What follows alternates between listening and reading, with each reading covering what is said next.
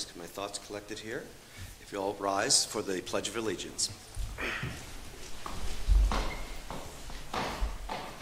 I pledge allegiance to the flag of the United States of America, for which is the republic, for which it stands, one nation, under God, indivisible, with liberty and justice for all.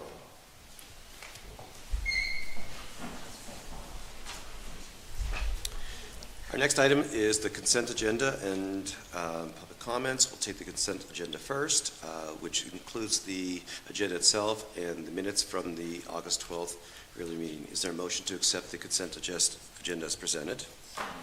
Is there a second? I second. All in favor? Aye. We have a slight change in our agenda, and that's we're going to move up our presenters from Felix and Glechter for our financial statements. So whoever would like to present, we're ready for you. Thanks, Chuck. Hello, welcome back. Yes. There we go.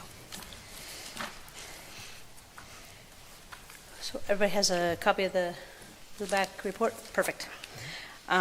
We'll turn to page 3 to start with the independent auditor's report that we have.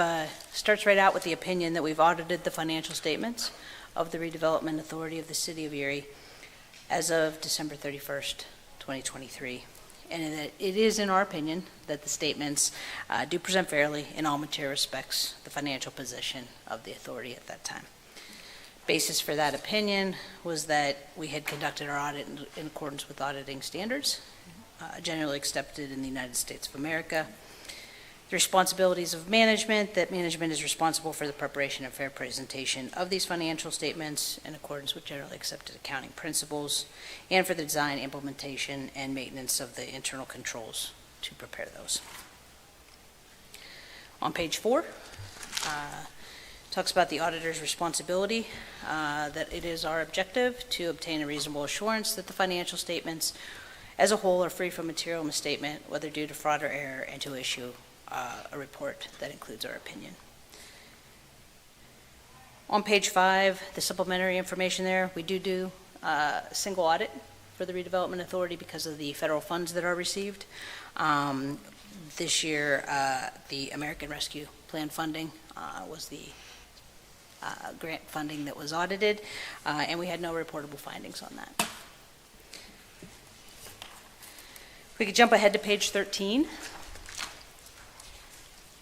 Looking at the numbers there, the balance sheet as of December 31st, we had total assets of $10,067,000, most of that in our cash and cash equivalents. We had total liabilities of $9,974,000, most of that in the unearned revenue, which was the $9,651,000, which again is related to that American Rescue funding money. We received all of that up front and then have, I believe it's till 2026 to spend that money. So that left us with a total fund balance of $92,000. $10,000 of that is restricted, $38,000 non-spendable, leaving $44,000 unassigned. If you turn to page 15, the revenue and expenditures and the changes in those fund balances. The total revenues this year, $3,122,000. Again, most of that in that federal funding, you'll see there $2,179,000. That was a pretty big increase from last year. I think we had about 300-some thousand in the American Rescue funds, and this year it was closer to 1.6. The total expenditures, $2,997,000. So overall for the year, we had an increase in our fund balance of $124,193. Are there any questions on the numbers? There were no changes in the footnotes. Those are similar to the prior years. The back part is the government auditing standards and the uniform guidance, the federal funding, the letters on those, showing no findings. And on page 32, as I had mentioned, that the American Rescue Plan Act was the federal program that was audited this year with no findings.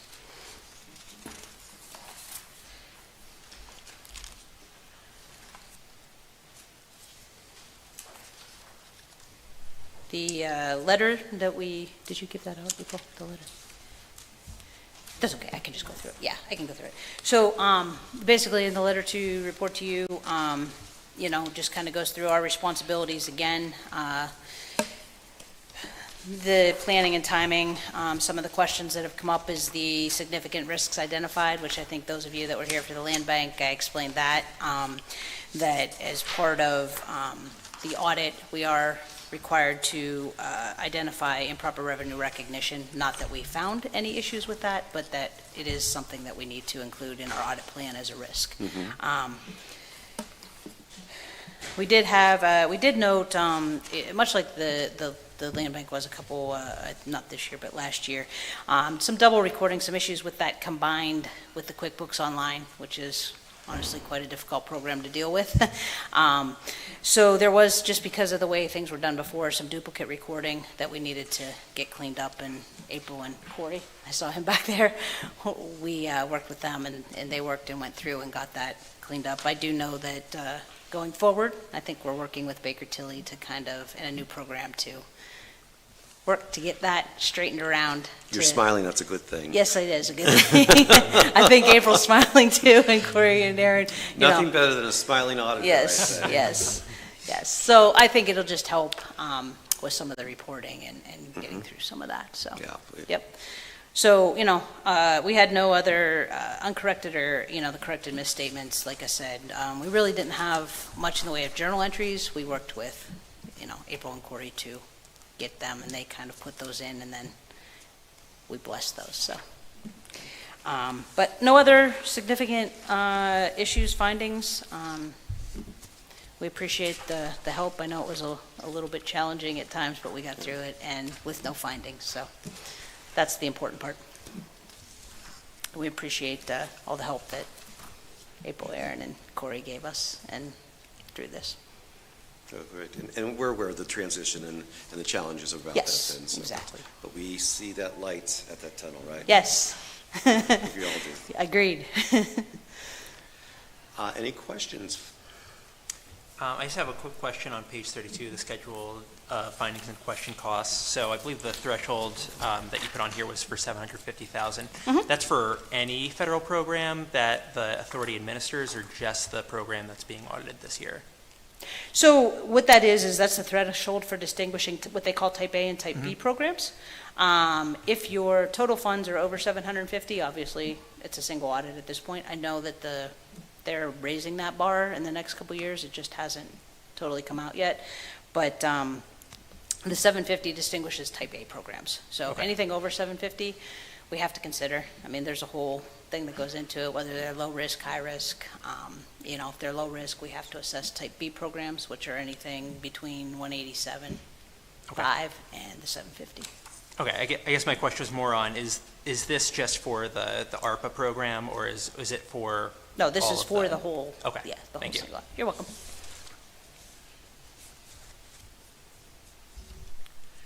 Other questions?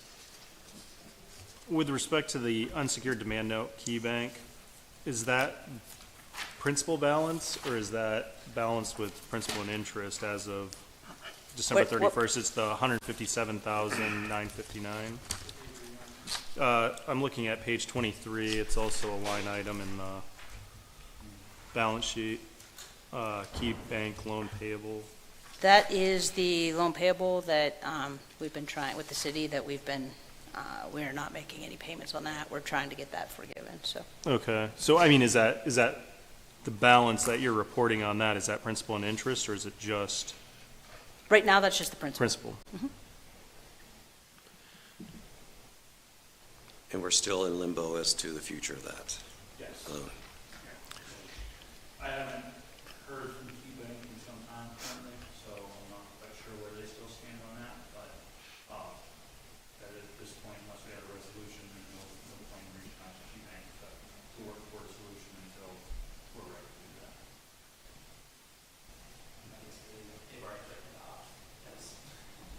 Yeah, the last conversation I had, the gentleman I spoke to had no idea anything about it. He just wanted me to schedule payments, and I told him to send me the contract and the documents, and that was the last I heard. Yeah. Do we send any type of audit confirmation to them to let them tell us what we think we owe, or no? There has not been. And would that trigger a conversation with them? Would that get their attention perhaps next year? You It never might. know. You never know. Coming from Or they could outside ignore it party like the rest. may provide some leverage for it, because I know Sure. this has been going on for It has been. a lot of years. And Until such time we have revenues would be able to pay it off, there's not much else we can do. They don't want our properties.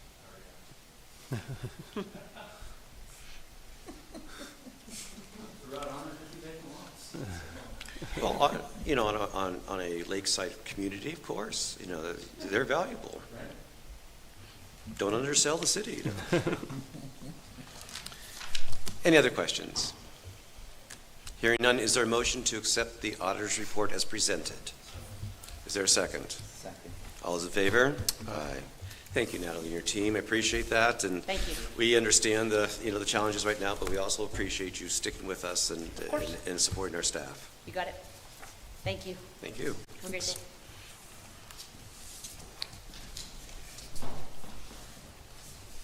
All right, we'll return to our agenda, and we'll be on item B2, citizens' comments, and we'd like to welcome Sherry Mason.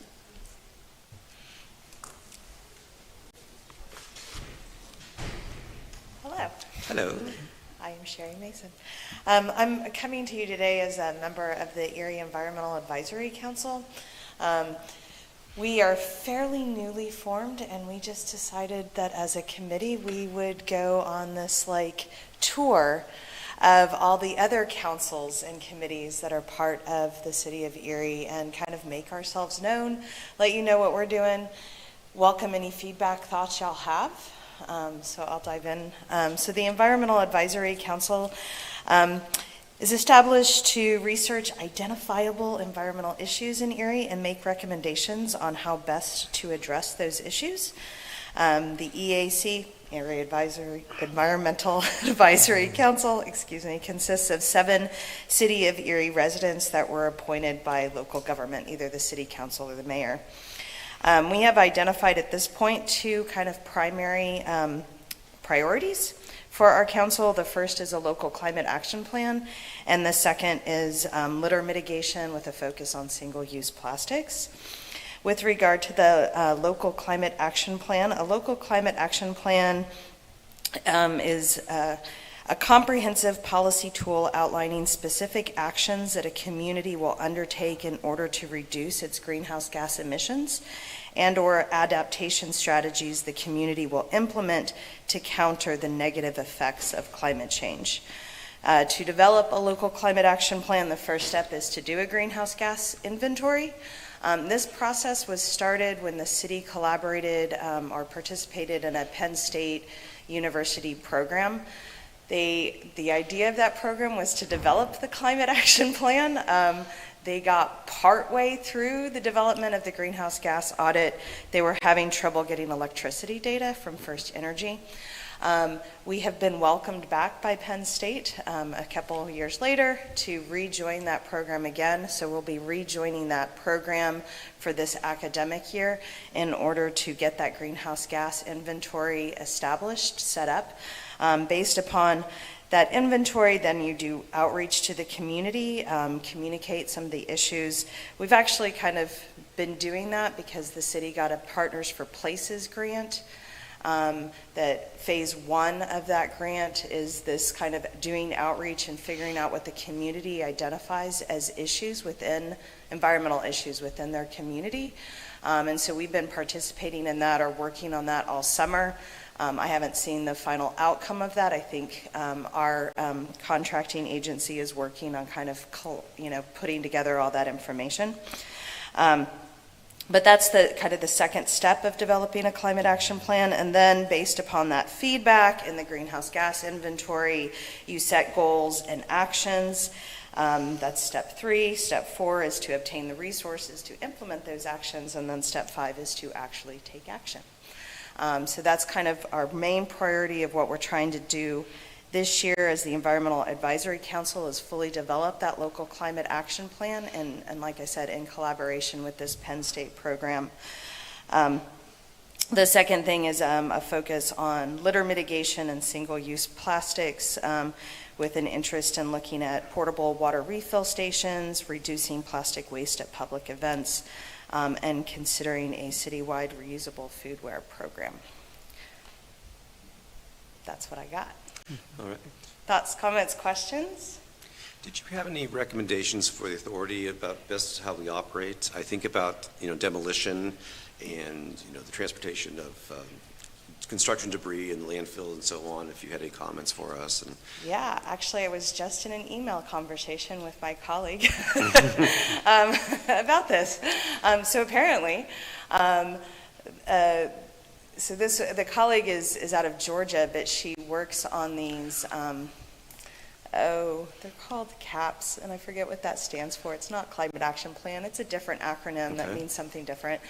But they're planning to actually work with the Erie's in the 2030 district, and so they're working with the 2030 districts, and specifically Erie's 2030 district, in order to basically assess what happens to debris. And the idea of kind of assessing that ecosystem is to then understand maybe places where you could, where are better places that debris could go, what are other options, basically intervention points. Yeah. So I think there'll be something happening with the Erie 2030 district exactly on that question. Because I recall that we had a representative from Prism Glass a few years ago looking at glass recycling from the windows that are, that come from the houses that we demolish. And Yeah. I hadn't considered that before. Yeah, no, and so are y'all making use of that? I'm sorry? Are you making use of that? Are we? Because it's really the contractors that the authority contracts with, and we would have to find ways to encourage folks to do so. I hate to make it a mandate just yet until we can understand, because it could potentially, without education of the contractors, drive Right. up costs and so on. So there is a fine line. So I Yeah. guess at this point, as chair, I'm just inviting some additional information, and I'd like to, consider these are important topics, and get ahead of the curve, I'm at Gannon University now, but I was at Barron up until June 30th. And I know when we did the federal house project that we diverted 70% of the waste, the construction waste that was associated with that. So Sean Limerick would be a good point of contact to ask, to inquire exactly how that all happened and where it all went, because I don't have the answers for that. But I do think that we each get so busy with our work, it's nobody's fault, but we have these, we sometimes forget about connections and looking for things like just that. awareness at this point. Yeah, so. My questions on litter mitigation, you guys talked about, with the authority in our lots, we have a growing issue with tires. Yeah, And so certainly we are looking for what we can do and how we can help the city figure out what we can do with tires, because we spend a substantial amount of money moving tires from our lot to the city garage, because somehow we end up. I can tell you that, sorry, I'm just making a note of that, because I'll think about that. But again, in university, we're working, and tomorrow I have a meeting with Public Works on a community change grant. It's a big grant. It's $10 to $20 million. And objective 3 within that grant is to do a citywide cleanup. So we would be working with neighborhood partners, with the Redevelopment Authority, which I hadn't thought about reaching out to, but now I am, to clean up, obviously not the buildings themselves, but all the litter that is around, with the idea that litter begets litter, right? And so when you see litter, it gives people permission to litter. But if the absence of litter, then, to try and foster a sense of ownership by doing this cleanup and using volunteers to do it, so that then maybe that doesn't happen. So. Yeah, because our lots are literally on pickup trucks. Yeah. So it's what they can dump on a vacant lot at 2 a.m. Yeah. When's the advisory council meeting? We meet on the 4th Wednesday of the month at 3 p.m. Yes. So, in the same place. Yeah. But I'll reach out to you about the tires. Yeah. I'm obsessed with trash. It's a deal, it's a big deal. Anyone else for questions for Dr. Mason?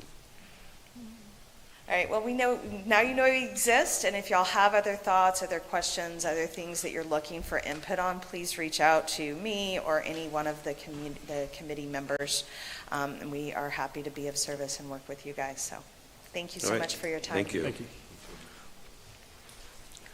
Very good, thank you. And on to our financial consultant update. Oh, are there any other citizens to be heard? Any other citizens? Hearing none, thank you, Mr. Snipper, to keep me on the right path. Hearing none, we'll move on to the financial consultant updates. Do you want the consultant update before the finance report? That probably makes sense to do it afterwards, right? We have, okay, let me see. So I know it's not in this packet right now, but it was part of the email for Baker Tilly. We had included copies of all of the processes that they had created for us, our current processes for accounts receivable, accounts payable, purchasing, cash receipts, budget management, and expense management. And they did that for Brace and Land Bank. And then that's the starting point that then they are going to reincorporate that for Blackbaud to change those for the new financial software system, as well as making some changes for segregation of duties within the office. And now that we have Corey on board as well, and I think they were also planning on adding some of that burden, putting it back onto like the department heads as well, that they would be directly responsible for putting portions of things into the software system. So then we are reviewing and approving and processing that way. So step one is all of the narratives that they had already given us. We had to add all of the parcel numbers as unique identifiers for each property so that we can pull it up in the new software system that way. They finalized the chart of accounts with all of our accounts and vendors, and they are working on finalizing mapping the files and the transaction data to import templates and begin the process of creating the new database. We actually just had a follow-up email with them on Thursday and again today that we're working on, so we're trying to get that wrapped up so that everything gets pushed off into the Blackbaud system to import. And just, things fall out of my head. On the Blackbaud system, it's Razor's, or Financial Edge? It's Financial Edge, 7? NXT. Oh, NXT, okay. Yes.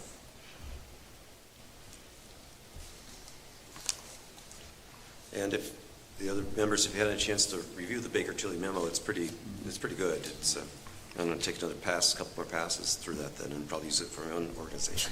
But no, it's it helps be reminded about some things, and it looked like a compilation of really some of the best practices. Yeah.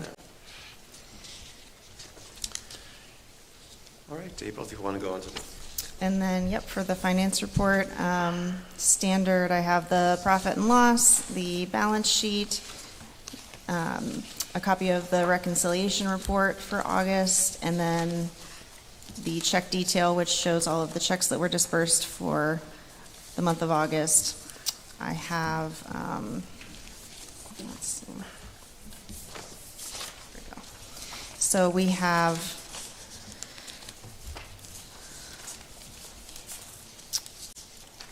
right now in our bank accounts, the race checking has, if I could see, did not bring my glasses, sorry. $186,619.77. We had checks and payments that had cleared in August for $290,803.06, and then deposits and credits that had cleared for $325,642.64. As part of those deposits, we had requisition receipts from LHRD for a little over $77,000. We had Erie County Whole Home Repair Program, that was $77,650. Erie Land Bank was just under $40,000, and the ARPA funds were just under $90,000 for August.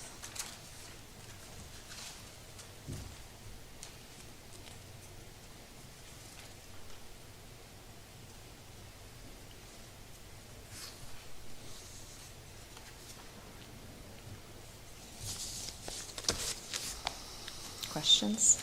Any questions? A quick question. Sure. So there's the $5 million Iron Oak Square loan. Has that Yes. been entered into with the county redevelopment board? Yes. That was, April. I was going to say March. It was April, yes. And that reminds me, I had a conversation with Tina Jean, their director, and she would like to meet with us again and kind of discuss the terms and conditions of that loan. So I'm not sure if Erin had a chance to reach out to Tina or not, or she's reached out to you, but it's kind of out there. No emergency, but there's a, I guess I'm confused. It was set aside in March and April, or it was actually like the loan agreement was entered into? The agreement was entered into. Okay. Yeah, I guess then I'm confused, like what the discussion regarding the terms of the loan would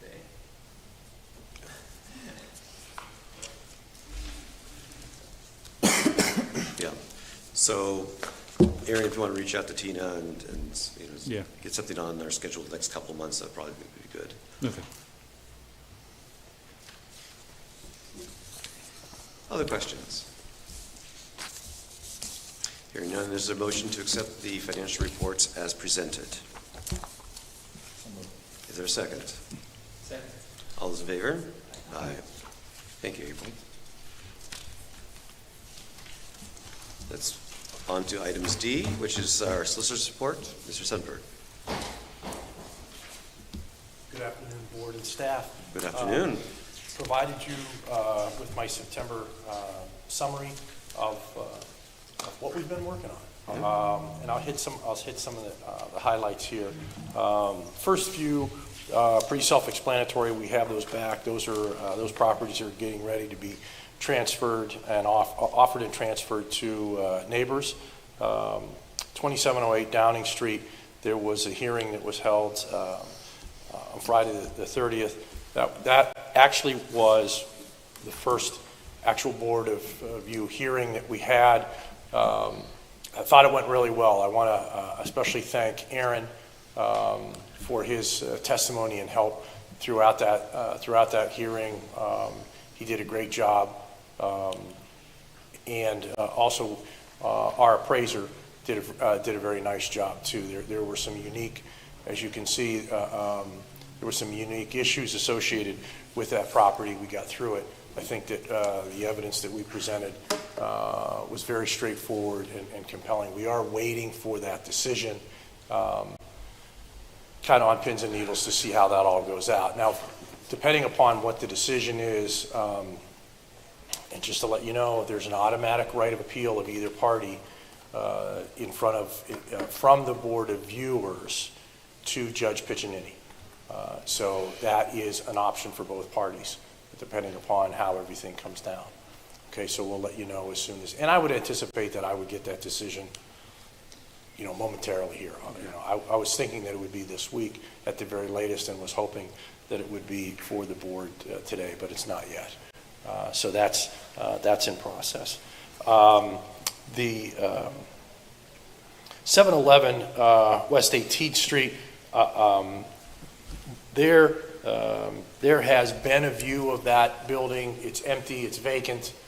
It's a storage. It's being used as a storage for, I think, people who have a secondhand store. It's a bad situation. So it's so bad that the attorney is withdrawn from it. So that hearing is being scheduled, and that should go through without much difficulty. I'm not going to anticipate the pushback that we have received on the other one. So we will have a response and decision on that, I would suspect, within the next 30 to 60 days. Working through Patterson, Franco, that was a situation where that property has value. So that offer was made, it's been accepted. So, so we're in the process of making sure that the back taxes are paid out of the offer so that the right entities receive their funds so that it's a clean slate, and then we'll exchange the deed with those funds. So that should happen in short order here. The two properties with Carterino are ongoing. I did get agreements over the weekend. We're holding them and their feet to the fire. That's been kicked down the road so long that we're refusing to let it get kicked again. So their feet are now getting burned and not available to kick a can. The property on 520 East Fifth Street is a real issue that we are monitoring very regularly. Excuse me. We're going to set that up for a board of view and a hearing here in short order, because that's not going to get better with time. Want to jump to Corsello. That's coming to fruition here, I hope. Continuing to contact him on a monthly basis, and also tie in that other ancillary case along with it. 2712 East Avenue, we're waiting for a deed back and a satisfaction on their mortgage. And then last but not least is the property on 324 East 22nd Street. There was a status conference, I guess, of sort, but we're moving that in the same direction as we did with Downing. So keep posted on that. So again, I want to take this opportunity because there are so many moving parts with these properties that my office is relying upon Aaron extensively, and he is very much responsive, keeping us posted with regard to the status of the properties, so that as we push this forward, we're aware he's not only taking care of things here, but he's the boots on the ground as well for these properties. So, and again, his testimony was very important and instrumental with regard to the Downing property. Again, so wanted the board to be aware of that, because without that help and guidance, it's a struggle every step of the way. So we sincerely appreciate that. Any questions? Just want to make a comment. I'm very encouraged to hear about the Corsello situation here. I know it will be good to have that go away, and Very much so. because I think about the exposure and that we might have with an open case potentially, right? Yeah. Yep. Yeah, that it would be a big relief for all of us. Okay, very Absolutely. good. And I realize that it's a process, so Yeah. thank you. Any questions for Attorney Sundberg? Thank you. Hearing none, thank you. All right, item E is our unfinished and new business. Before we start with the election of officers, I wanted to mention that Aaron and I had a chance to meet with our new board member, Andy Fair. We met with her on Friday, then, and delighted with her background. She comes from she's a nurse and comes from a healthcare background, so very much interested in our Healthy Homes programs and the programs that relate to the success of our families that we're helping. So she could not make it today. I think she's going to participate by Zoom next time, and then start the in-person rotations. So that's a little further down on our agenda. We're going to talk about meeting times and so on to make things a little more, to accommodate some schedules then. But I just want to mention that. We thank the mayor's office for moving that nomination ahead. I'm very excited. Andy, I don't know if you have anything else to add on that. No, I think it went very well. I think she'll make a good fit to the team of board members that we have, brings in a different skill set, and which, I certainly appreciate is that, everyone brings their unique skills to the table as far as, assistance to the authority. Yeah. And I think she will add that as far as, we continue down that social determinants of health, healthy homes, that type of road. So, look forward to her serving. All right, well, thank you. So now on to election of officers. I'm not sure what our bylaws require. If we have a campaign? Do we? Yeah, you're supposed to Do put signs a out 30 days convention? before. What's our budget? Yeah, 10 signatures. So probably the easiest thing to do is ask if the existing officers would remain in their positions. I should know this. So we do have, so currently the vice chair is vacant with the departure of Aaron Carey. Oh. That left vice chair vacant. Certainly, it would be, in my opinion, that as a new board member coming in, assistant secretary treasurer would fit a new board member perfectly, since there's really no duties and responsibilities there for at least the next calendar year until August. So then we would just need to find a vice chair to fill the seat, and then that would, fit the current slate if it So you're was suggesting chosen so. leaving the vice chair open for Andy to accept that position then? Yes. Currently, our assistant secretary treasurer is Mr. Toman. Oh, It's a good seat for new board members. well, what have we heard? With your absence, you get promoted, right? Is that what, you get So you want to make Andy chair? She's too nice. I wouldn't do that to her. So I'm willing to remain as chair. Our treasurer is willing to remain. Our secretary is willing to remain. Our assistant secretary treasurer is willing to go to vice chair. And we'll ask Ms. Andy Fair to be our assistant secretary treasurer. All right. All right. Do I hear a motion to close the slate as presented? Do I hear, and there's a second to that one? I forget the motion's a second to that. And then, I'll second. okay, thank you. All those in favor, aye. So hearing no further nominations, is there a motion to accept the nominations as presented? Is there a second? All those in favor? Aye. Thank you. And thank you for running a clean campaign. So Aaron, I'm going to turn number 2 over to you then, because of logistics that you've been working on. Yeah, so I unfortunately haven't solidified anything as far as a change in venue. It's kind of tough looking toward moving a meeting later in the evening and struggling with venues which close at a certain time. It's difficult. I also haven't heard back from City of Erie Public Works as far as what it would cost to keep security here for an additional hour or hour and a half each month to facilitate our meetings being later. With that being said, I'm not quite sure how the board feels about moving forward with it. Certainly I like to set it as early as possible because the city will be asking me for meeting times and dates for the calendar so they can get that published. However, I certainly, respect the board's wanting to move the meeting back a little bit later.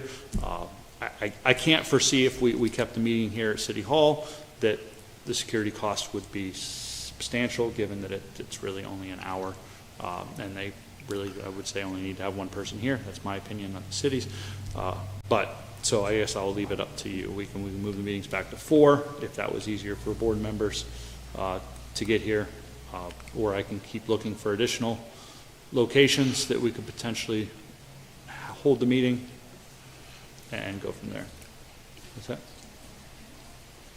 It was the time, being out of there by 5.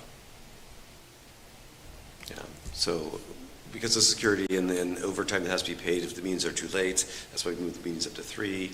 The 3 o'clock meetings tends to interrupt billable hours, our day jobs. Right. Yeah. I guess to that, the only other thing was that if we move off-site, Renee did mention that, it is the city's perspective that our meetings be televised, or at least, and having Cam come do something off-site would then potentially be a cost to the authority for them to video our meetings. So, we kind of got that catch-22 there. So, yeah. So we'll continue to ask Aaron to move forward. I mean, 3:30 is better than 3. That's 4 would be preferred, but it seems like for me personally, later in the day is, as late as possible. We could always, I guess we can't always. another board takes it, we could, if we know there's going to be a lot on the agenda, move it to an earlier time slot or something like that. Mm-hmm. That's always a possibility, absolutely. Yeah, I would say we have to at least assume an hour. I mean, and on average, our meetings run 40, to 60 minutes. So, I mean, 3:30 would probably be the latest to not incur any additional cost from security. 5:01 is when their overtime is taken, right? 4:31. 4:30. Yep, they close the doors at 4:30.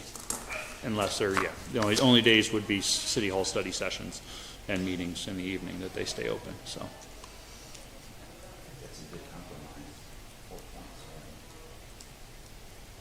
Or at 3:30, because we're at 3 o'clock now. 4 o'clock would take us to 5 o'clock, which Yeah. would be a half an hour overtime, Yep. which would be preferred, I think. But if we get charged the overtime, that becomes well, we don't get water or snacks, so I figure that's the same. So. Yeah. We pay for the overtime? What's that? We pay for the overtime of ARPA? Yeah, no.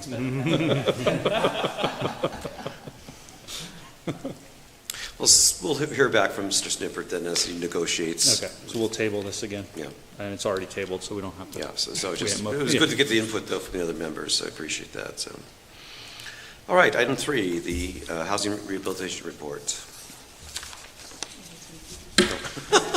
Hello. I don't have a full-time to report this on.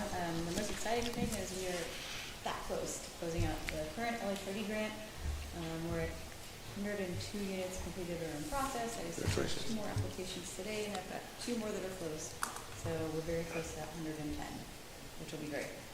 Hopefully that'll be some time to hopefully get approved for another one. And that's time frame is the end of this month, right? That's in standard, in past practice, they typically award prior to the end of September, which is the end of HUD's fiscal year, so. All right, we'll say a prayer. Please do. Our healthy homes, not a whole lot, again, to report there. We're not really approving new projects, probably until the spring at this point. I've got one to put through. The last couple ones, we'll see what shakes out after this construction season. Probably be able to put a few more through in the spring. That's about it. Homes, trucking along. That's really about it for us. Kendra and I had the opportunity to go to the Lead and Healthy Housing Conference in Savannah a couple weeks ago. Probably the best conference I've been to in terms of material. There was a lot of updates that are to things that are coming down the line from the EPA about changes to Title 10 and lead and all sorts of things. So that was very useful for me. And I think that's it. And I'm taking the test for lead supervisor next week, so cross your fingers. All right. Lots of prayers your way. I'm real scared about that. You'll be all right. Oh, and you asked last meeting what the current number of elevated EDL kids were. Current ones that I've either gotten processed or have some application materials for is 21. Okay. And that's active right now. Are we getting ahead of the situation, or is it hard to, it's such a large situation to, So the newest Pennsylvania lead report just came out last week, so I haven't even got to review all of it entirely yet. It's a lot of new numbers. Okay. I mean, it just came out Wednesday, so I need a chance to look over it, but we've got a ways to go. okay, How about that? all right. But we are, Kendra has started doing, this is just a quick prototype, but we are starting to do a little bit of mapping of projects we've done. These are ARPA, so these are Healthy Homes projects that we've done. And we're going to start doing these for a lot of them, which will give us great insight to where do we need to be getting more outreach to, where we're not getting kids tested or houses tested, things like that, or where we're seeing a lot of it and we know we need to dedicate resources there. So that'll be very helpful going forward. That's all. Okay, thank you. Any questions? Hearing none, item 4, a letter from Build CDC and Daria Delvin. Yeah. So if the board remembers, back in March, you approved the slate of new housing production grants to, I think it was five or six entities. Build was one of those. They were awarded $156,031 for the purchase of 3 properties. Since then, they've lost those 3 properties. They were unable to acquire them for whatever reason. So Daria reached out, asked if she could amend that and go after 3 additional projects. I said I didn't see a problem. We kind of structured it that it was, not for the 3 properties, not to exceed the 156 and change. However, I would certainly appreciate if the board was given the opportunity to approve the properties in which, that way we could just continue with documentation. Our grants would coincide with that. So this is, she has identified the 3 properties that they're currently going after, 1032 East Avenue, 833 East Avenue, and 1115 East Avenue. The first 2, they're fairly close on completing sales contracts there. And number 3, the price is left blank currently because they're waiting on it. Of course, she would only have available the remaining balance of the 156. Of course, if there, for any reason, they didn't use that all, then we would have to figure out, as you as a board, what we wanted to do with any of the remaining funds with the Build CDC, whether it was to approve a 4th purchase or whatever the case would be at that point. So, but the ask is to accept, a motion to accept Build CDC transferring the use of the new production grant funds over to these 3 properties away from the ones that were previously approved in March. And the properties that were previously approved are similar neighborhoods, similar, so it's... Yes, they're staying in it's that the same. East Avenue, Wayne corridor. So it's half a dozen, 6 of the other, Yes. okay. Yes. Okay, then there's nothing substantial change in there? No, the area is the same, the need's still the same. I believe the unit counts up a little bit. I didn't quite go back and look, but I believe the unit counts up 1 or 2 units. And actually, the 3 properties, there's a little more cohesiveness of the 3 properties, and there's also on higher visibility street, East Avenue, so that would be actually a plus, I think. Usually not a fan of subdividing a stable single-family home into multiple units, but this is going to help them build critical mass. Seems necessary. I just don't want to set a precedent for future years when we do the RFP that it's, that it can have loose site control.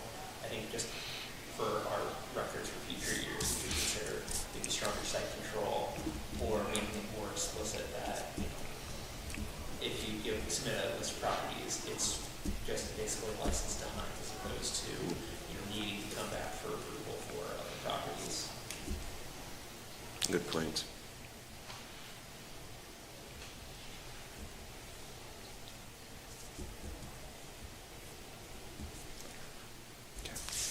Any other questions?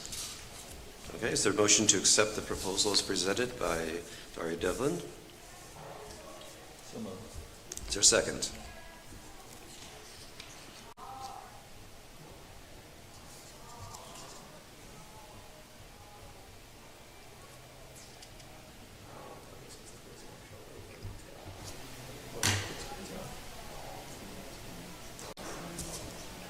We're pausing for clarification. Oh, 1032 East Ave, that was a large multi-unit structure.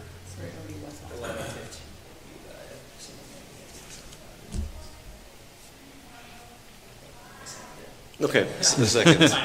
No, okay, great. I just want to make sure we're clear and everything. So all those in favor, signify with aye. Thank you. Motion carries. And item 5 is the ARPA program update.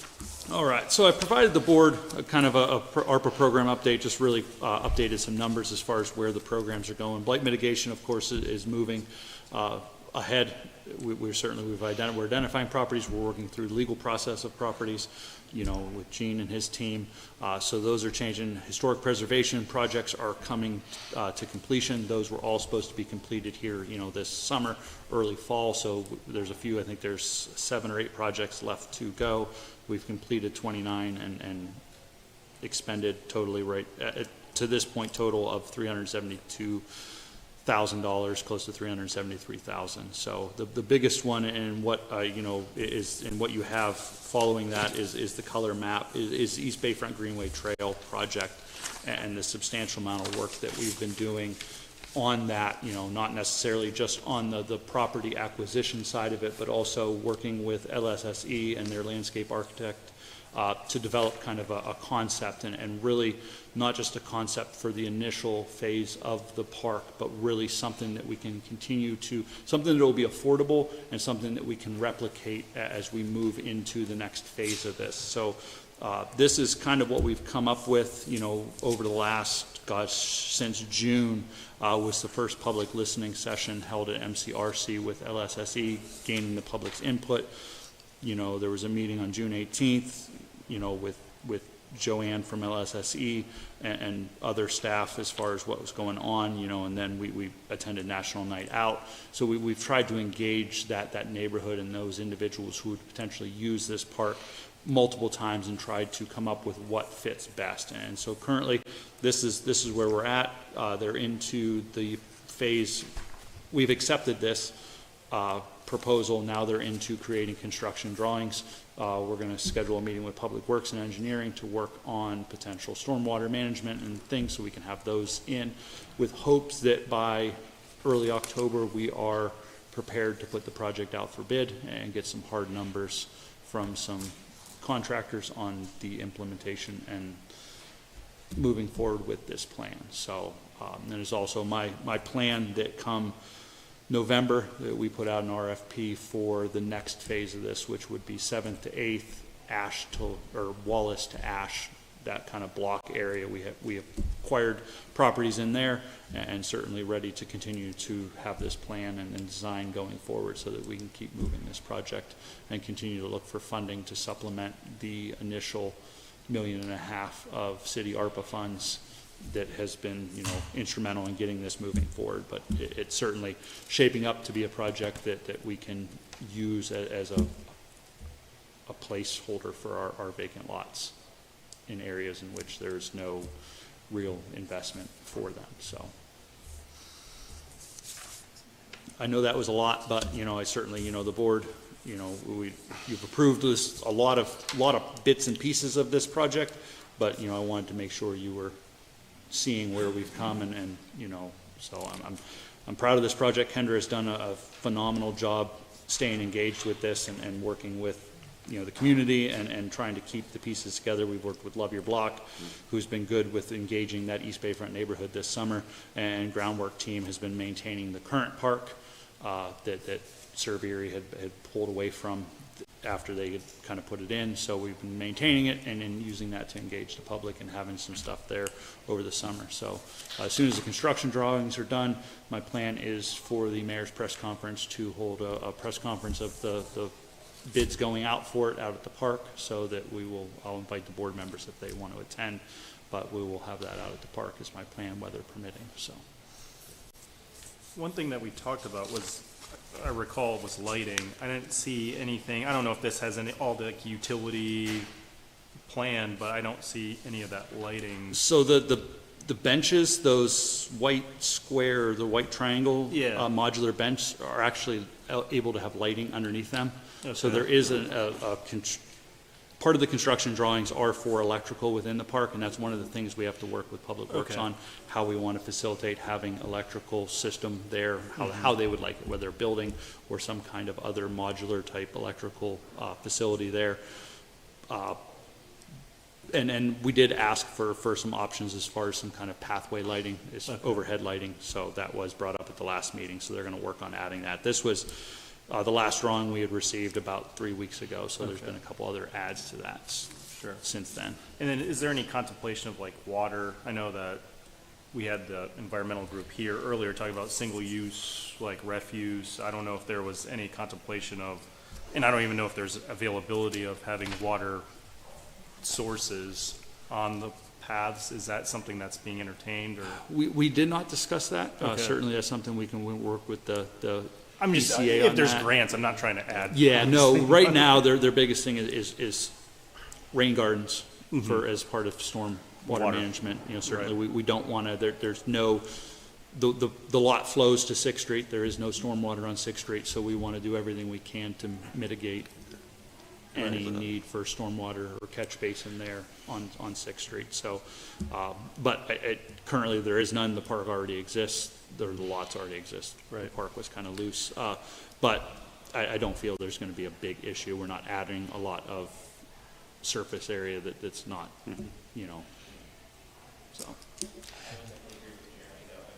would want to make sure that you get this thing as well as possible without it being increased property owners. Yeah. And back to the water issue, I know that our West Bay friend put a park in on West 4th Street, and I remember being part of the conversation about making sure we had water to irrigate, but I hadn't even considered the possibility of water, potable water for consumption. So I can't help but think that our friends at the Water Authority would be a good place to start. No, yeah, I'll bring that up. We have a meeting tomorrow morning at 9 a.m., standing meeting with LSSE. Yeah, so I'll I bring would up the water encourage thought both and- irrigation Yeah. for landscaping as well as the. There's certainly water available. I mean, Yeah. we're on 2 city streets that had houses, so.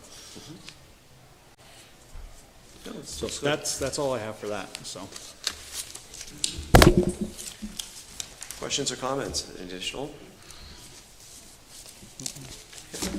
Hearing none, is there any other business to be brought to the authority board this afternoon?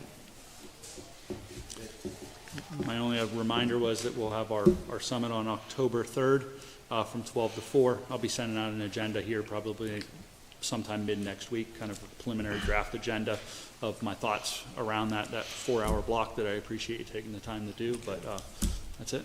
And you'll note the suite number at the Walden Building or the Renaissance Center. Renaissance Center, Do you know what? suite. Oh, I don't know the suite yet. I'll So you have to find also out. be sending out an email about any food allergies or Okay. anything like that. Guys, I'm really sorry, I didn't have this on my calendar. It's Rosh Hashanah that day. I'm not going to be able to attend. Oh, I'm really sorry. darn it.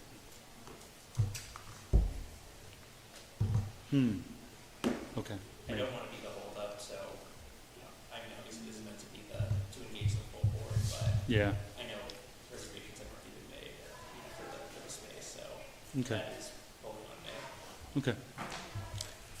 Well, I would say I would be flexible if we wanted to throw out, I'm not sure if it's going to make you unhappy, because I would never want Cynthia unhappy. I was gonna say, Cynthia and I will look at the calendar Yeah. and see, it's a rough couple weeks there, but Okay. we'll see what we can do, so, Yeah, I can Okay. make it work. okay. Yeah, no, I appreciate you letting us know, and we'll see what we can do. Yeah, I'd like to make it.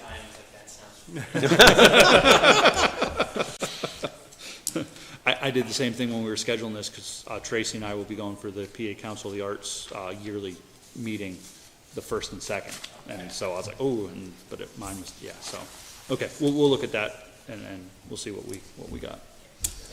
Yeah. Thanks for letting us know. All right, if there's no other further business, is there a motion to adjourn? Is there a second? All those in favor? Aye. Thank you very much. I appreciate staff help and everything, all the work that you do to get us to these meetings. Yep.